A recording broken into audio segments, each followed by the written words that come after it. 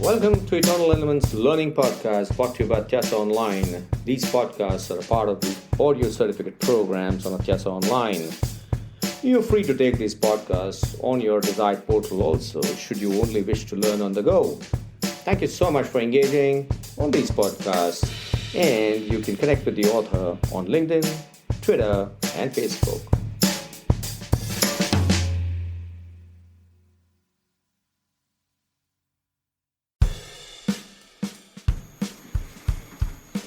Hi, welcome back. This is Niket Karajagi from Atyasa Online, chatting up with you on Eternal Elements.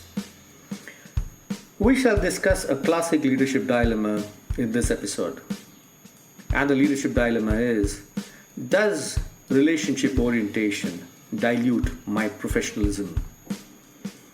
It's a very interesting dilemma. A lot of leaders worldwide carry it.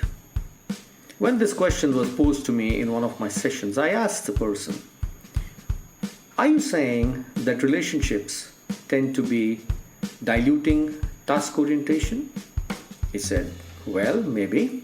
And I then asked him, do you think that task orientation and relationship orientation are divorced with each other? And he said, yeah, probably, because if I get relationship oriented, the task orientation goes down. I said, well, there have to be models that we have to discuss, and then we'll decide the impact of the thought process that you have. So while I was going through my FIRO-B certification, which, by the way, is a very, very effective tool to understand the dynamics of relationship, I understood that there are three variables at work when it comes to relationships. There is the variable of inclusion, there is a variable of control, and there is a variable of affection. So we got chatting on these variables. I said, look, when it comes to inclusion, do you become a part of your team, or do you wait for your team to call you? And I said, well, I wait for my team to call me because obviously I'm the boss. Well, I said, then if that is the way you're going to deal with the team, then how will the team bond with you? As a leader, don't you think you need to be proactive enough to be a part of the team? So therefore, don't you think you need to increase your level of inclusion? That means you take the proactive approach of being included in the team, and then the team ultimately also smashes its barriers and connects with you. Now, if you want the team to take a control, or is it that you are taking a control? He said, well, I tend to take a control. And I said, if you're going to take a control, then how do you expect the team to take the control? Well, he said, yeah. So he said, but everybody is not competent enough. So I said, yeah, everybody is not competent enough, but one of the roles of the leader is to be a coach. And if you're going to be a coach to your team, then obviously you have to raise the competence level of the team. He said, I kind of appreciate that. Then I said, comes to the part of affection, which we in any case talked about it in our last podcast. And I said, how is your affection? Do you expect affection from people, or do you give affection to people? He said, well, I'm the boss and I expect affection from people. I said, no, you're demanding respect. And when you demand respect, nobody gives you respect. When you demand affection, nobody gives you affection. You are the one from whom the affection has to flow.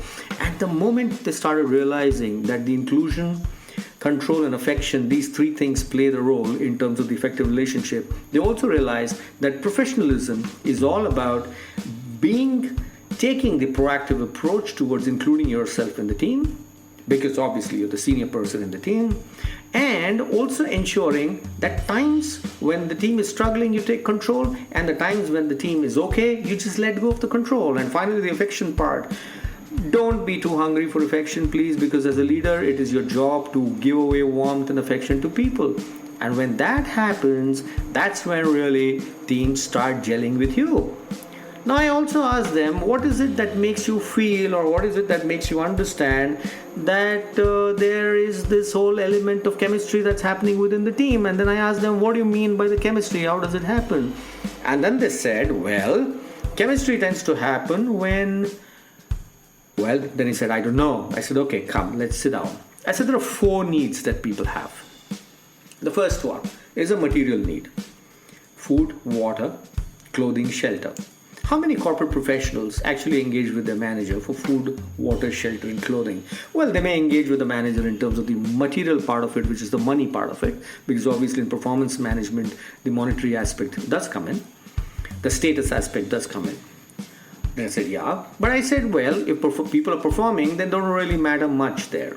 The next level of need is a need which is an emotional need. So I asked him this question: do you think that people expect you to be respectful towards them? Do you think they expect support from you? He said, yeah, well, they do. I said, fair enough. That means as a manager, I must cater to the emotional need of my team. He said, yeah, sure. And I said, there's a third level of need, and the third level of need is intellectual. And what is an intellectual need? Intellectual need is that you transfer knowledge, you transfer skill sets. Now, this is something which managers tend to control a lot. They don't really transfer knowledge and skills because they think they're going to become redundant. But that's not true. When you give away knowledge, that's where your stature in the organization improves. And then I said the final layer of any relationship in terms of need is actualization, or the spiritual need, where you're helping people to accomplish what they want to accomplish. You help them to connect with their higher self, their sense of purpose, their values, their passion, and you actually help them to become successful. And when that happens, that's when people actually start connecting with you. So if you really want to build great relationships, you build them to an extent at the material level, to an extent at the emotional level, but to a large extent at the intellectual and the spiritual level, or the actualization level.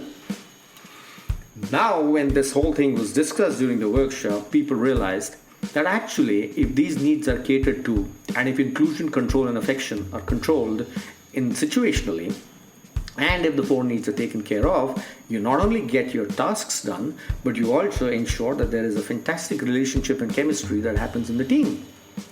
And there it was. Therefore, the dilemma got started out that relationships don't impact professionalism at all. In fact, in professionalism, relationship plays a very, very critical role, because if you're professional, you're bonding with people, you're engaging with people effectively. And that is what it was. I hope this podcast sorts out your dilemma of whether you should be relationship oriented or whether you should be result oriented. You got to be both, because professionalism is all about being result oriented as well as relationship oriented.